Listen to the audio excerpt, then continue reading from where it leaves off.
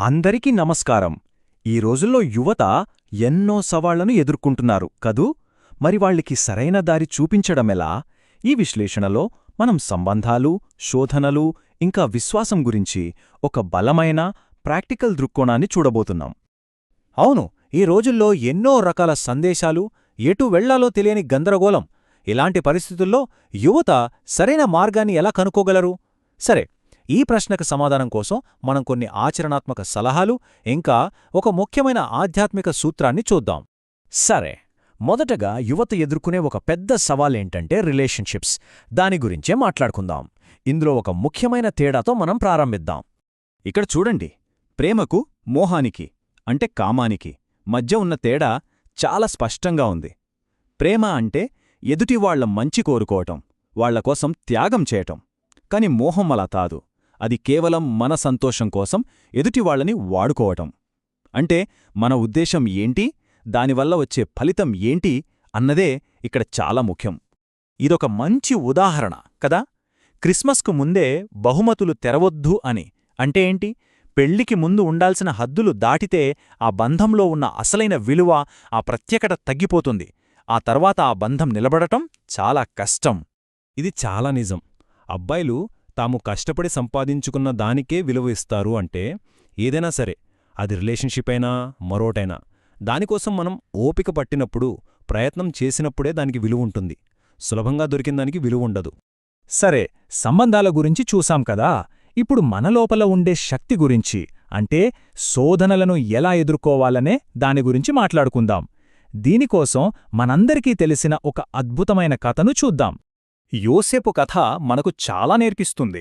చూడండి, మొదట అతనికి కలలొస్తాయి, కాని వాటి అర్థం చెప్పే జ్ఞానం లేదు. తర్వాత అతనికొక పెద్ద శోధన ఎదురవుతుంది, పోతీఫరు భార్య రూపంలో. దానికతను వద్దూ అని చెప్తాడు. దాని ఫలితంగా అతను అన్యాయంగా జైలుకి వెళ్తాడు. కాని చూడండి, ఆ శోధన తర్వాతేమైంది? అతనికి ఇతరుల కలల భావాన్ని చెప్పే గొప్ప జ్ఞానం వచ్చింది.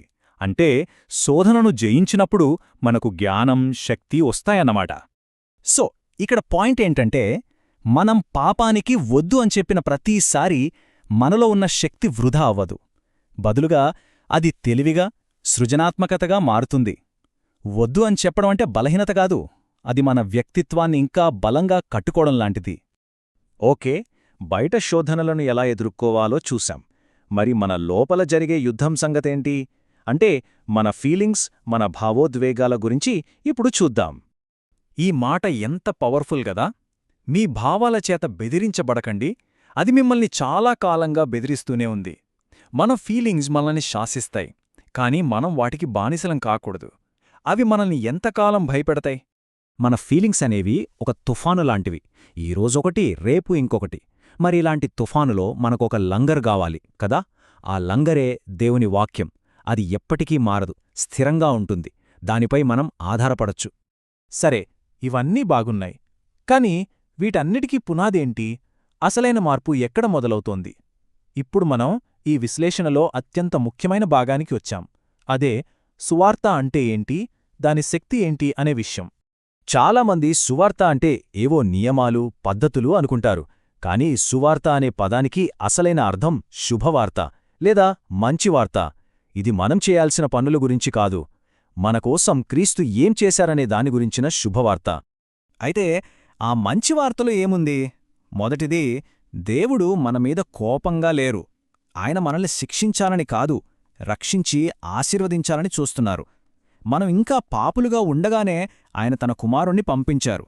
మన స్థానంలో క్రీస్తు శిక్ష అనుభవించారు.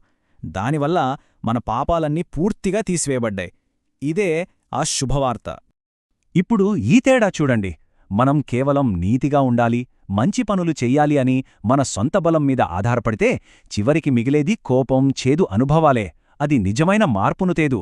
కానీ సువార్త మీద, అంటే క్రీస్తు మనకోసం చేసిన దానిమీద దృష్టి పెడితే మంచి వ్యక్తిత్వం, నైతికత అనేవి సహజంగా మనలో వస్తాయి. సరే, ఈ శుభవార్త వినడం వల్ల నిజమైన మార్పు ఎలా వస్తుంది? దాని వెనుక ఉన్న ఆధ్యాత్మిక రహస్యమేంటి? దాన్నిప్పుడు చూద్దాం. అపోస్తలుల కార్యములు 15వ అధ్యాయం 9వ వచనంలో ఏముంది? విశ్వాసము వన్న వారి హృదయములను పవిత్రపరచి అని. గమనించండి, హృదయం పవిత్రపరచబడేది మన క్రియల వల్ల కాదు, మన మంచితనం వల్ల కాదు, కేవలం విశ్వాసం వల్ల. మనం బయటకు చేసే మంచి పనుల కన్నా లోపల స్వచ్ఛమైన హృదయం కలిగి ఉండటం చాలా ముఖ్యం. ఎందుకంటే బయట చేసే పనులు కొన్నిసార్లు నటన కావచ్చు, కాని హృదయం స్వచ్ఛంగా ఉంటే మన పనులు కూడా నిజాయితీగా స్వచ్ఛంగా ఉంటాయి. అయితే ప్రశ్నేంటంటే, స్వచ్ఛమైన హృదయం ఎలా వస్తుంది? సమాధానం విశ్వాసం ద్వారా. దేనిమీద విశ్వాసం? మనమీద, మనకున్న విశ్వాసం కాదు. క్రీస్తు మనకోసం ఏం చేశారనే శుభవార్త మీద విశ్వాసం. కాబట్టి చివరిగా ఒక ప్రశ్నతో ముగిద్దాం. ఒకవేళ మన జీవితంలో నిజమైన మార్పు అనేది మనం నీతిగా బ్రతకాలని ప్రయత్నించడం వల్ల రాదేమో, బదులుగా దేవుడు మనకోసం చేసిన మంచిని, ఆ శుభవార్తను నమ్మడం ద్వారానే వస్తుందేమో ఆలోచించండి. ఈ విషయాలు మీ అందరికీ ఉపయోగపడ్డాయని నేను నమ్ముతున్నాను. దయచేసి నాకోసం ప్రార్థించండి. అలాగే ఈ సందేశం మరింత మందికి చేరడానికి మీరు లైక్ చేయండి, కమెంట్ చేయండి, ఇంకా ఫాలో అవ్వండి. మీ మద్దతు చాలా అవసరం. Thank you.